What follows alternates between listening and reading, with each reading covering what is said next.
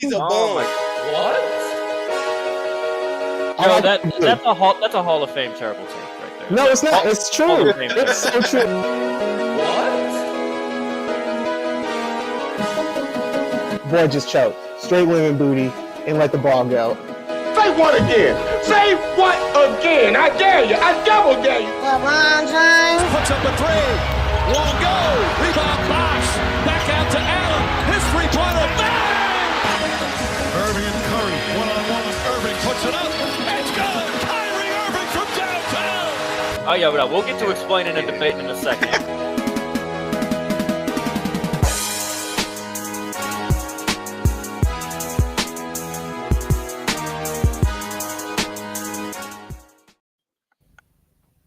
What up, Joe? Word. Hey, I got a complaint right off the top. Right off the top. What does the title of the episode say? Why'd you have to put heating up in there? Like you say we're gonna talk about the West, but you just had to find a way to get the heat up in there. Oh, here you go. Here you that go. corny title, catch up the West heating up. Man, you just had to find a way to talk about Miami. Okay. You said I'm the only person ever used that term, heating up. Yeah, but it's an NBA show. Everybody knows you love the Miami Heat. And we talk about the West, and you got heating up on there. That's what I'm just saying.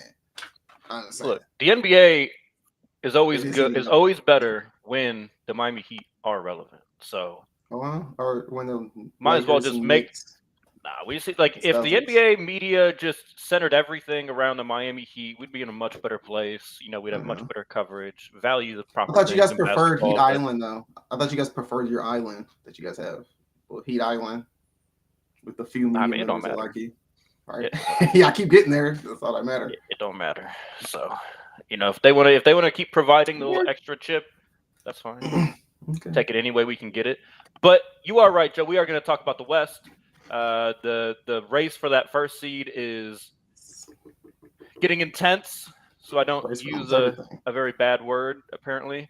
But we're also going to talk about one of the teams that was supposed to be near the top of the West. Are they in trouble with the Suns losing today to the Damian Lillard Lillard? No, they had Damian Lillard was there.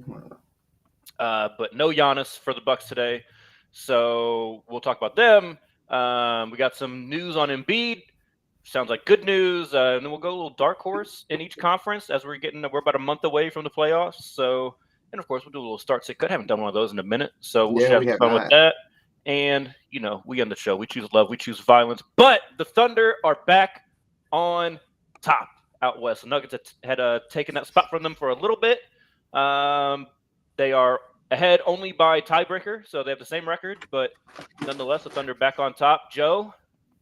Give me your take. We talked about this a little bit last week with Jerm, but what do you think about the West right now heating up? Who's gonna finish the season with that number one seed? Hey, everybody better watch out for the Denver Nuggets because how they look right now, they look like okay, we just won a championship. We're gonna cruise through this season and we just ready for playoff basketball. And you can see them, they gearing up. And if Michael Porter Jr. can keep hitting those open shots and playing the way he's playing, and if he doesn't have these back issues, they're almost unstoppable in the playoffs. In a 7-game series, it's going to be impossible to beat them. And I think they're going to want to get that one seed. So I'm going to give it to Denver to end the season with the one seed because you can see them already gearing up, and they got that Mike Malone instilling that playoff mentality, no mistakes, no BS. You got to come out 110%. I wouldn't be surprised if he gets in one of his players' ass in a press conference or a post-game interview coming up if they lose a game where it's a close game. He might not have to because they look like they're all on the same page. Right. But he usually does every year, so it usually happens at least once. No, you're right. He does. He likes to motivate through the media, call them, say they're playing soft or something like that. But hey, I think there also has to be some evidence of it, and there just hasn't been lately. I mean, they're 9-1 in their last 10 games.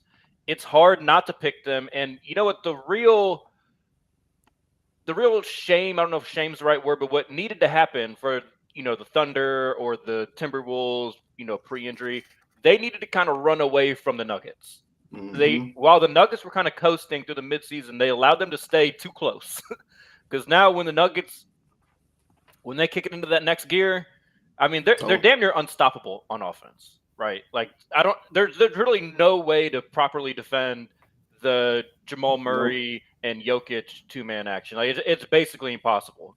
So, you just got to basically pray that they miss. I mean, the Heat lost both their games to the Nuggets this season, both in the last 2 or 3 weeks, and I think Jokic scored under 20 in both. And I was just like, I mean, if that you're getting that Jokic game, and you still can't find a way to win. It's tough to really think about how you're going to beat them. But like you said, the key other person, I think Michael Porter Jr. should be considered now the third leg of their big three. Like I think it should be considered a big three with him. When he's making shots like that, you can't beat him. There's no beating him. I mean, then they got the flexibility with Aaron Gordon and the size that he provides with his still mobility, ability to defend 1 through 5. I mean, that is just a very well put together team. They're missing a little depth, but yeah, they are. I mean, yeah. when the maybe that's why they were coasting all season until now. But they were coasting and still winning, which is crazy. Yeah, I mean, they were never like bad. They were never bad. They just, you could tell that, after winning a championship, the games in January just didn't mean as much as they may have meant in prior seasons when you're chasing that. But in prior years, everybody was always questioning the Nuggets. Can they get it done? Can they do this? Can they do that? Can they do it in the playoffs? Right? That was always the question. Can they do it in the playoffs, or are they just a regular season team like the Jazz? They had something to prove last year. Yeah. What do you give any other team that's not the Thunder a chance to chase them down? No, not really, because I don't have faith in the Timberwolves. Like I think they've been competitive. I know Naz Reid is good. Like he's not going to be a terrible replacement for Karl Anthony Towns. It's just I don't think it's going to be enough. You're going to have to see Ant-Man do all these kind of crazy things just so them to stay in the top 3. Yeah, which he is currently doing. Like there will be a game back. But yeah, I mean, it's just at some point you gotta be a coach and say we got, hey man, we are gonna be a top 3 seed in the playoffs. Like, at some point, and what is that good enough, right? Like, and you don't push it too far to the max. At the end of the day, if you can't get to 1, the difference between 2 and 3 is pretty marginal, right? Like, okay, yeah, everyone will have home court advantage. I don't know. This year may not be. This year you may want to lose a couple games, or you may want to get in that 2 seed, depending on you may not like your matchup. Like I don't know if the T-Wolves would like that matchup against. I don't even know who they would play. Well, if they got to the 2, they would likely. If they were the 3, they would have the Kings right now. If they got to the 2, they would get the winner of the Suns and Warriors 7-9. Suns and Mavericks or 7-8. Yeah, Mavericks. So, yeah, I mean, none of those are exactly like, oh, great, I got the 2 seed. Now I get, KD, Booker, Beal, or Luka and Kyrie, right? So neither one's a great reward. The 1 seed, I mean, even if you're the 1 seed, I mean, you're still looking at probably LeBron or Steph. It's not like that's. I feel a little bit more comfortable with I guess maybe not in a 7-game series. You never know. Yeah, I mean, you definitely feel more comfortable with how the Lakers and Warriors have just never really been able to kind of find any type of consistency this year. Mm-hmm. But I mean, the Kings might be the most appealing matchup to some people. True, honestly. But I'm thinking of it. I'm thinking like if you're the Timberwolves, I don't think you want to play the Kings. Rudy Gobert gonna get 8 up. If Rudy Gobert gonna get 8 up, bro.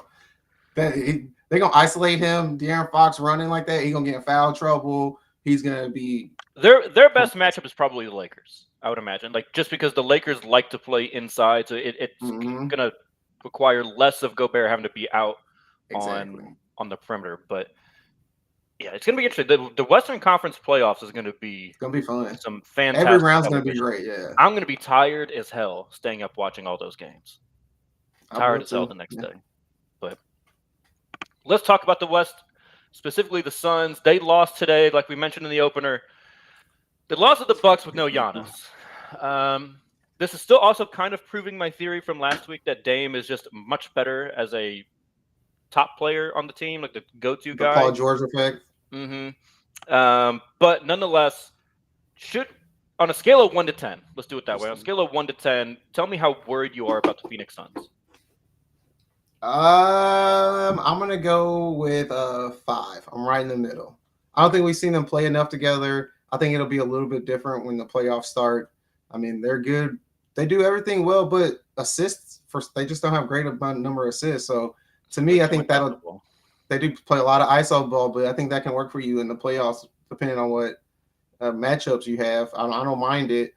My biggest issue is you can tell in the fourth quarter, they really don't know what to do and how to meld that yet. And that's going to be something that's going to be tough. They may not be able to figure it out, but the fact that I have it at 5 because they haven't played that many games together, and we saw what happened in Brooklyn, and we just don't. I know these are different caliber players, but still, it's just too reminiscent of that. So I'm a little concerned, but I'm not too concerned because they got too much offense. Like they could beat you. If they have a series where they just shooting lights out, they don't have to play defense. Like Grayson Allen covered one guy, and we just gonna score buckets. Like they could really do that in a first round easily, for sure. Yeah, I'm gonna go with a 3. I'm not that worried. You know, the Bucks without Giannis are still a very good team. Like that's still Damian Lillard with those surrounding pieces is still very good. Bobby Portis Jr. fills in for Giannis. He's a very good, capable player. Had a really good game today. The reason why I'm concerned is, I hear you, about the defense, but what worries me is I think Bradley Beal is their best point of attack defender. I don't love that for them because that's going to in the playoffs.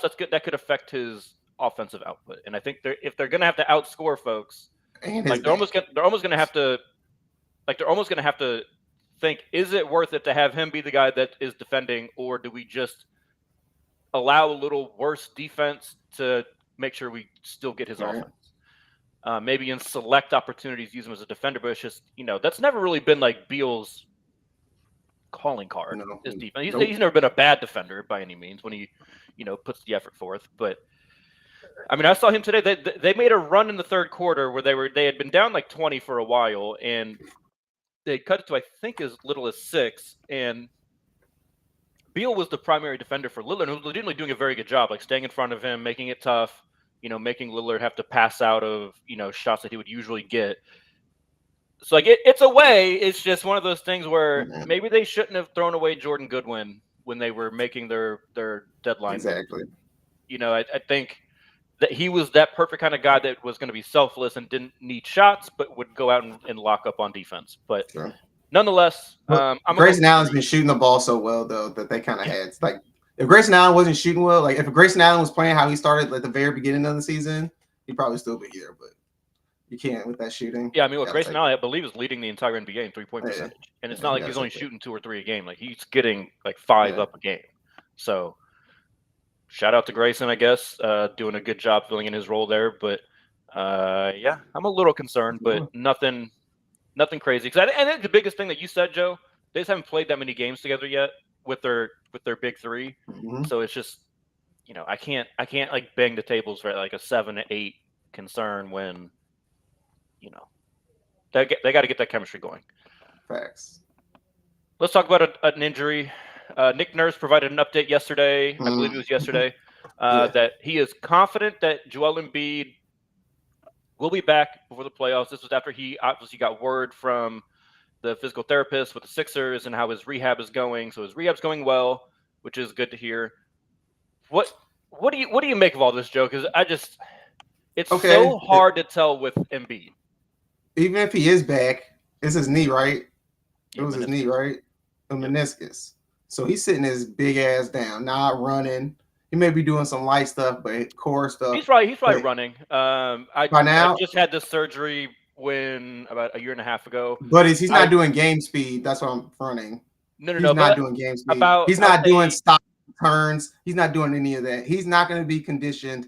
Last year was the first time we saw Embiid conditioned for an entire season. And then what did they do? They fired their head coach and brought in Nick Nurse. So I don't know. Maybe we'll see. Maybe we'll have at the end of the year, we'll have to give Doc Rivers credit for actually keeping it conditioned all season long. If he come back, but even though he's gonna come back, he's not gonna be conditioned for at least the first series. So you better hope that you have a solid matchup for you, so where you don't have to force him to play to like a game 4 or a game 5, and then he can get a little bit of game time and some game speed. But to me, it's gonna be the same old Embiid that we see in the finals, in the playoffs. He's gonna be tired and run down. Yeah, sorry, finals was crazy. He's gonna do some stupid fouls, and he's gonna be falling on the ground. The first time he falls, everybody gonna be scared. He falls a lot. So if I was the 76ers, I'd be like, damn, man, I know he was having an MVP season. we just gonna take our time with you, bro. And hopefully you can get healthy enough. Hopefully we can steal a game or two in a first game series, and then we just only need you for a game 4 or game 5 for 20 minutes, and then we go into the next series. And I think he needs to play. I think he has to play those games. For that exact reason, I think he needs to play into condition shape. Because inevitably, if they're going to make a run this year, I mean, you really only got the it's first over round. though. You really only got the first round. Well, no, do you think they? Whether he played all, I guess they're not thinking that. I never thought that they were going to win anything this year. I know, but I'm just saying I'm wondering what they're thinking. Like as the organization, are they thinking, bro, we getting Embiid back, we can still make this run? Of course, the coaches and players are thinking that, but I don't think they can afford to waste any Embiid year. Like if he's healthy, he could be gone. He could be gone. Yeah, and again, the way he gets injured, his career is probably going to, like, once that decline starts, that decline could probably be pretty sharp, just based on how decline.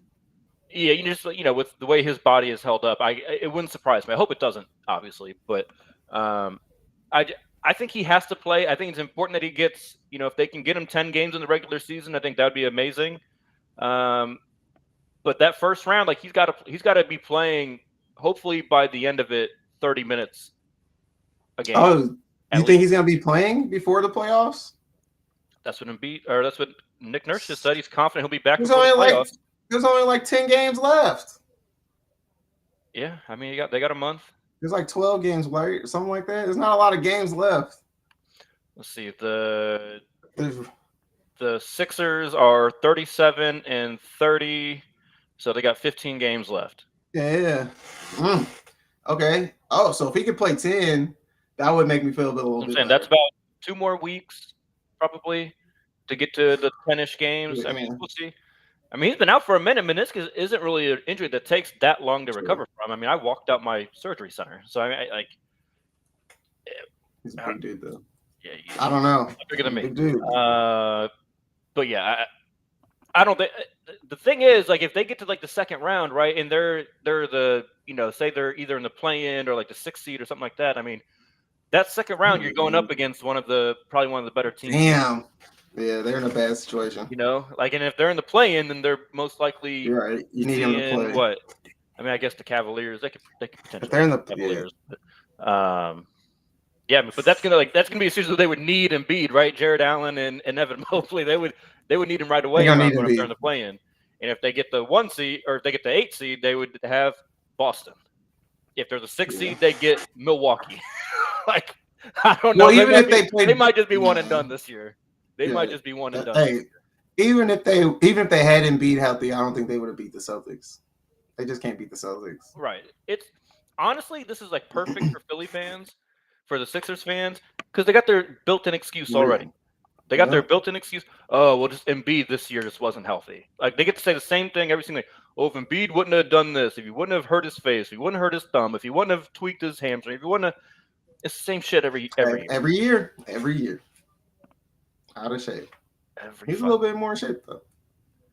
I mean, he was, but I mean, I feel bad for him too. He was balling. That's another thing you got to be worried about, though, right? Like, if you have a knee injury, the first thing that can go is your hamstring. When you try and come back, you come back too fast. Mm-hmm. Like all those supporting muscles, the hamstring especially. Yeah, it's like it has to do a lot more of the work if the knee's not truly ready and you haven't progressed your rehab properly. So we'll see all that too. But let's talk about dark horses. Now we're going to start in the Western Conference, Joe. Now I know that the Suns are not the 7, they're the 7 seed right now, but I don't think a team that has a big 3 like that can be considered a dark horse, right? Like in the East, a team that went to the finals last year can't be considered a dark horse, right? So let's talk about teams that most people are not like talking about that you believe is a dark horse to make a big run in the playoffs come April and May. Ooh, I'm gonna go with the Pelicans. I think if Zion can stay in shape, well, it's an Embiid situation. If he can stay in shape and be healthy, I think they're dangerous. They can play defense against anybody. They can shoot the ball well. McCollum has that experience in the playoffs. I think they have enough experience now as a team in the playoffs, even though they haven't been great in it. They've seen it. They did play well one season actually in the playoffs, so I will give him credit with that. Brandon Ingram, I have faith in him. I know what you're gonna get from him every single night. I think that's a scary squad you may not want to see, especially depending on the matchup. because you're not going to be able to stop Zion very much, and it's going to be playoff basketball. And you notice there's been less foul calls, and they've been letting them play a little bit. Yep. If they're gonna let Zion play in the playoffs and he body you for a whole 7-game series, that may wear your big man down. He could eat. Yeah, he could. So I would be scared to play against the Pelicans because no one hasn't really got a big man who I don't think could keep up with them either. If they isolated them, Anthony Davis may be the only one, but then he's gonna be soft because Zion just gonna bully him and beat him up. So I think that could be a real matchup disaster for some teams out there in the West. I'm right there with you. That's who I had pegged as my Western Conference dark horse, is the Pelicans. I've been on the Pelicans, for a minute now, and they look to prove me right every time they're healthy. It's just like you said, similar to Embiid, Zion staying healthy has been a tricky thing to navigate. So I'm with them. I agree, Joe, and I think the thing that makes them so hard to guard is the whole point Zion thing that they've been working the last year and a half, right? When Zion is the one bringing the ball up, you don't really want to guard him necessarily with a big, but Zion's such a good passer that it's very hard how you decide who you're going to defend him. I don't think a lot of teams, especially in the West, have somebody that can actually handle him, but then also leave enough for the other wing players that they have, CJ McCollum and Brandon Ingram. I think that's where it really gets tricky, right? If you want to waste a big on Zion, well, I mean, then Valanciunas is going to have he can have some. He's going to have like, damn, he had 20 something rebounds. You know what? It's very, very tricky to guard them. I think ironically, one of the teams that I feel like should have the pieces to do it are the Clippers, but I think the Pelicans swept the Clippers in the regular season. Right? You got Kawhi, PG, all those guys to throw at those different wing defenders. And not that he's a good defender, but I think Harden actually is not a terrible person to put on Zion. Harden has always been good in the post when guards or bigger forwards try to post him up. He's actually been good at that defensively. But it doesn't work. Clearly, I mean, they've had their way with the Clippers. So I mean, I agree. I think they could provide a lot of matchup problems. The Timberwolves would be an intriguing matchup for them, just because I don't know that I love the 3-point shooting of the Pelicans. I don't know that they have anybody that I'm just terrified of shooting the three. Murphy is a good 3-point shooter, but I don't know. I need to see it, I guess, in high leverage moments before I'm going to be like truly terrified. But yeah, I like the pick, Joe. I'll rock with the Pelicans with you. That's what I do, man. That's what I do. All right. Well, no. Here's your chance to that was a good take, man. Continue this good idea. The Eastern Conference. Who's the dark horse here? I can't believe I'm going to say this. It's the Knicks. It's the Knicks. They got to be the dark horse, bro. Because I have faith in Jalen Brunson. He's going to be clutch. If the game close, I have faith in Jalen Brunson. OG is looking really good with that team. I think Tibbs loves him. Julius Randle can just get healthy. That's a scary team, bro. I know the hype is going to be too high. The pressure, but everybody, come on now. If they could actually handle the pressure and actually corral some of that energy that they get from Madison Square Garden, and they probably going to have home court advantage, I'm going with the Knicks. They have it for one round. Yeah, I know. That matters, though. That can get them that energy and that little I mean, they made it the second round last year. Yeah, that's true. But, I mean, it's different this year. It's just a different feel. They are a better team. They play better defense. I like them. I mean, I really wanted to say the Orlando Magic, but they can't shoot. So I had to go. I'm glad you brought them up because that's my dark horse is the Orlando Magic. But they can't shoot. That's fine. Okay. That's all it takes is just having one or two people that can get hot in a series. And the way that they play defense. Yeah, they're going to play some defense. They're going to play some defense. And we talked about this way early on in the season, but a guy that I cannot wait to watch in the playoffs to see how he rises to that occasion is Paulo. I really am. I just can't wait to see Paulo in the playoffs. He can't. That's fine. A powerful word. He's gonna bully you. He's gonna bully you're gonna have to guard him with a 3, and he's gonna punish that person. That's true. That's true. I mean, he's good. Here's where I'm at. Imagine like they play the Celtics in round 2, right? They're looking like they're gonna be the 4 or the 5, maybe. Mhm. If they played the Celtics in round 2, a team that can make it grimy and ugly, similar to a team that's a little further south in Florida. Force them, make them frustrated and play a little bit more ISO ball and chuck up those stupid ass threes. Mm-hmm. I could see them knocking them off. I could see crazy. it. I probably wouldn't pick it, but I wouldn't be surprised. You wouldn't be surprised if they won a game or two? That's interesting. I wouldn't be surprised if they won the whole series. I wouldn't pick it, but my shock level would not be very high because I could just see all it takes is if Paulo I feel like Paulo is just like mentally tougher than anybody. Well, I guess not anybody, but like more mentally tough than Jalen or Jason. The 2 stars on. Yes, absolutely. Absolutely. You know what I mean? And I think they got the defense to harass everybody else. Like I don't know. I could see that. I could see that being a really. And then Joe Mazzulla not gonna know how to adjust game plans, and then they're just gonna sit there and play ISO ball.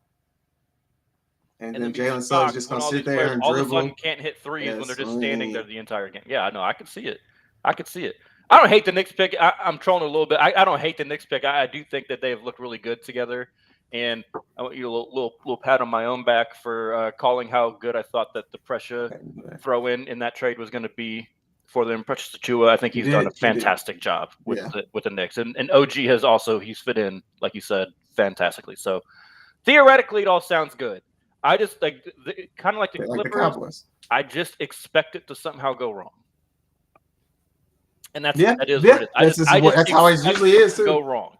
I don't know exactly how it is. Like right now, they got Josh Hart at like 6'5", getting all these like triple. He's had like 4 triple doubles in the last like 15, 20 games.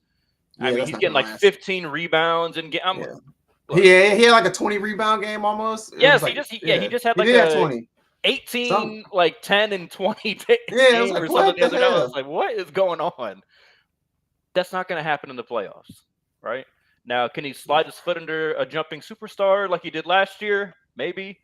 But I just like that level of impact. What the Knicks fans love to call the Heat dirty. So I just remind them that his flopping dirty. He was just letting you know, hey, I'm here. That's all. Flopping. But nonetheless, I just expect something to go wrong there. I don't have that same. Man, I don't even see what's crazy. I don't even really know because I love Jalen Brunson. Like especially in clutch time. You just scared of the stank of the Knicks going up against them. Gonna wash all over. That's why I can't help but think. But we'll see. It should be interesting. I like your pick. Don't love it, but you did a good job here, Joe. I'll give you 1.5 out of 2 here. 1.5 out of 2. But let's go start sit cut. So I broke this. We got two rounds of this. The first one is going to be for some Western Conference. We'll call them guards, wing players, whatever you want to call it. Shai Gilgeous-Alexander, Luka Doncic, and what you got? This is really hard. This is really, really, really tough. This tough. Man, I'm gonna start. I don't want to say it. I'm gonna start Luka. Bro. That's baby LeBron over there. I'm starting Luka because see, this is what's tough for me because when I'm gonna say who I'm gonna sit is just don't make sense. I'm starting Luka because I like that offense. I like that killer mentality that he has. I think he's getting in shape again this year. He looked really good. He ain't really done anything wrong. Just don't play a lot of defense. But I'm gonna start Luka, which means I gotta sit SGA. Which I'm gonna say SGA does everything that Luka does, but plays defense. But I think that SGA wouldn't be as good if he had different surrounding talent around him. I think that Sam Presti's actually done an excellent job with actually putting some talent around him and building a roster. It's going to be interesting to see if he can keep them together because he has yet to prove that. But I just think Luka, offensively, you can plug him anywhere and he's going to dominate, which means I got to cut Ant-Man. And I love Ant-Man, but so we're talking about 3 I need one more year. Superstars right here. So. I know, yeah. I just need one more year. Like he's still a little raw. He's like SGA last year, where like yeah, we knew this guy was gonna be this guy, but then next year we're gonna be like, oh, he a top 5 player. Mm-hmm. Or well, he may be a top 5 player right now some nights, but it's gonna be like solidified, like, oh, he need to get some MVP votes, which I'm surprised he doesn't have that many this year, but next year it may be obvious. So that's why I'm cutting him. All right. This is actually one, Joe, where I don't really have. There was no way that you could have done this to where I was going to really have an issue unless you said something outlandish in your explanation, which I don't think you did. So you're kind of on a roll today, Joe. That's what I do, man. Atlanta got you right. Atlanta got you right. But I'm going to actually completely disagree with your list. I'm not going to have a single person in the exact same spot that you had them, which is always fun. So I'm starting SGA. Like I said last episode, which I believe you co-signed, so I'm a little confused, but I think SGA should be the MVP this year. So I do too. I got to start him because he's the best player on the best team. I mean, it's not even. No, he's not. The best team is the Celtics. Well, in the West, sorry, same difference. But nonetheless, I'm starting SGA. I love the way he plays offense. He's a capable defender. I don't think he's a great defender, but he's a capable defender. He's not a minus there like Luka is. But man, the way he just gets to his shots, there's nothing you can do to stop him from getting to whatever shot that he wants. It's just a matter of if he makes it or not. His entire life is consistent. The man said. Great quote. It's the best quote. But yeah, I just like it. He truly is like the definition of consistency. You know, Luka might end up averaging more points than him, but the way that you can just basically write in 30 points for him this year, SGA, I'm saying, I mean, is just insane. So I'm going to start him. I'm going to sit Anthony Edwards, and then I'm going to cut Luka. Can't be mad at it. Again, they're all fantastic players. We've talked about this a lot. I'm sure I've joked that Doncic is Euro Harden right now. I just really don't like the way that the style of basketball that he plays. He's getting better at it, though. You know, we used to call him Baby LeBron. He's starting, I think, to figure some of those things out that LeBron figured out much earlier, but you know, just like getting his players involved earlier and not just dominating the ball. He is getting better at that. So I don't want to act like he has not made strides there. The way that I look at it, though, is like I think that team is put together pretty well, and somehow they're still in the playing game. Right? They missed the playoffs last year. You want to say they tanked Kyrie missed like 20 games. Then Luka missed some games. Then they had Grant Williams situation where he thought he was the big dog. So they had the beginning. I'm just saying. What I'm just saying is, right, we've had this issue with Ant, right, the previous years, where it's like, okay, why are you not just like taking over this team? Like Karl-Anthony Towns does not need to be like the guy. He took that team over. He's in year 3. Luka's been there a minute now. So I don't want to hear anything like some other players thought they could walk in and no. Luka, especially with the numbers that Luka puts up, he can tell whoever the fuck he wants to shut the fuck up. I mean, Grant Williams not there no more. Right, but again, like they're battling. He should have messed up the chemistry and stuff. Yeah, like Luka should have owned that a little more. And then Anthony Edwards' two-way ability is still. I think he's probably the best defensive player of these 3. Yes. And you know, Luka is obviously a much better playmaker, but what I think Anthony Edwards does, he knows he's not the playmaker, and he's fine with that, and appropriately delegates that to others on his team. That's what Mike Conley said. Exactly, right? So, and that just allowed him to really shine in his exact role, right? Like, you know, Kobe could play make, right? Like Anthony Edwards could play make, but he knows that's not the best version of himself, right? So I'm gonna give the nod to Ant. Again, I'm not mad if you put Luka 1, 2, or 3 in this role. Luka's incredible. He's you can't be mad at any of these players, right? No, yeah, they're all fantastic players, but that's the role that I'm going with. That's what I'm going with. It's all right. You could be wrong again. No, don't do that. Don't do that. Let's go to the East. Some more wings and guards in the East. Ooh. Start, sit, cut. Jason Tatum, Jimmy Butler, Donovan Mitchell. You know, obviously the Celtics and Cavs are 1-2 in the seedings right now, but Jimmy has been to the finals 2 out of the last 4 years in the East and has run right through Boston. So it's again, to me, I don't really have much issue whichever way you go with this one. These 3 are incredible players. So Joe, what you got?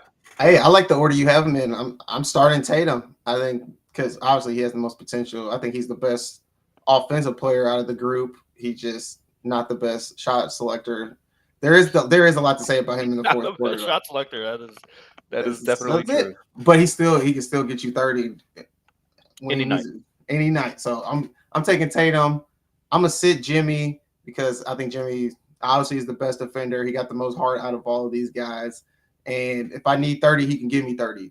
If I need him to give me 30 and lock down the other team's best player and hold him to under 25, I think Jimmy could do that. So that's why I'm going to sit Jimmy. I got to cut Spider because I think he's a step below both of them. He actually, offensively, obviously he's better than Jimmy offensively. But I Should be think at least. yeah, exactly. When I think about, I just think he's a volume shooter that got some good highlights. But so I think I do like Spider a lot, Donovan Mitchell a lot. But Your if this is me, I'm cutting him. Your preseason MVP pick from last year. Yeah, Obviously, yeah. you like it. And it looked good at first. It looked good, and they're playing well now until he got hurt. They've been playing well, but they're just he's not gonna. I can say Tatum, I need you to take over this game for me. He might be able to do it. I say Jimmy, I need you to take over the game for me. He might be able to do it. I say Spider, take this game over for me. He's gonna say, I'm gonna shoot a lot. Hopefully, we can keep the game close, and maybe I'll make a big shot at the end of the game. So that's why I'm gonna sit. I would cut him. So Okay. Start Tatum, sit Jimmy, cut Spider. I don't hate that order. I agree with one part of your order. Am I a little biased here? Of course, Yes. but I'm going to start Jimmy. I've just seen him You've take seen over series, games, and done it right to Tatum with the Celtics having what everyone always tells me, a better roster. So I have to give Jimmy the nod there. Kind of like what you're saying. Like out of these three players, I think they're all in the same type of tier. You can make an argument that maybe Spider's not quite in the same tier with Quite Jimmy there, and yeah. Tatum. But if you ask me which one of these three, Game 7, I want them on my team. I want Jimmy.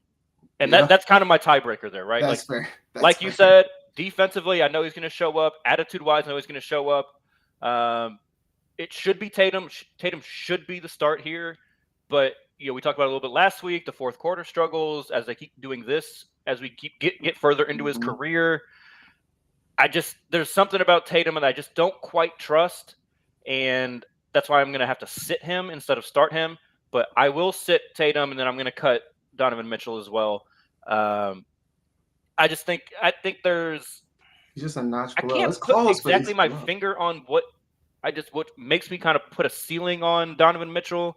Because you've seen him get the 1 seed so many times, and if Honestly, that might be it, right? It's like, man, it's like you've had, but I never really thought you were supposed to be the Jazz next teams were D very Wade, good, bro. but, You were yeah. supposed to be the next D Wade, bro.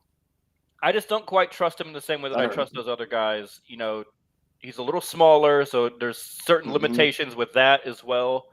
But yeah, I think cutting him was the right one. I guess I said before I wouldn't be mad no matter which way you put that. I would be a little mad if you cut one of Tatum or Jimmy for. No, I wouldn't do that. I wouldn't do that. Take Jimmy out and put Dame Lillard in there. What you doing? Yeah, you throw Dame in there with Donovan Mitchell, it'll get a little tougher. What's funny is I actually considered doing Dame instead of Donovan Mitchell when I was planning this one, but I wanted to pick people that were all In like the the same number conference. one person on their team, and like with Okay. Giannis being there, Giannis is the one for that team. But man, that's an interesting way of swapping them. I was thinking Dame for Mitchell, but Dame for Jimmy would be interesting. I'd probably Yeah, that's what I think I would start Tatum in that scenario. Probably The cut bench part is hard. Dame. I would probably cut Donovan Mitchell. Damn, But I feel much less confident about that one. Yeah, that between Dame and Donovan Mitchell is tough. It's tough. I've seen Dame make more big shots though. I don't know. That's tough. Yeah, man, that's tough. All right, Joe. You know how we end the show. Sure. We choose love. We choose violence. So what you got? I didn't mean to send that to you. Anthony Davis. Bro, like some things like if you ever played competitive sports, there's nothing worse than having a teammate who is not competitive, like who just don't give a fuck.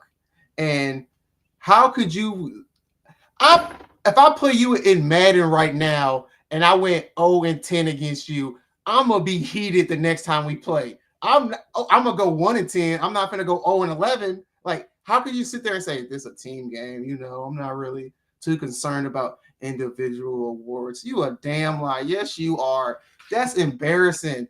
Did you see Sabonis hit him with a 2 double fake spin moves and then dipped his shoulder into him and knocked him on his ass and then just laid it right up? Like, and it's so I can't stand Anthony Davis, dog. It's literally if the man is stronger than at the center is going to be stronger than Anthony Davis, he ain't showing up.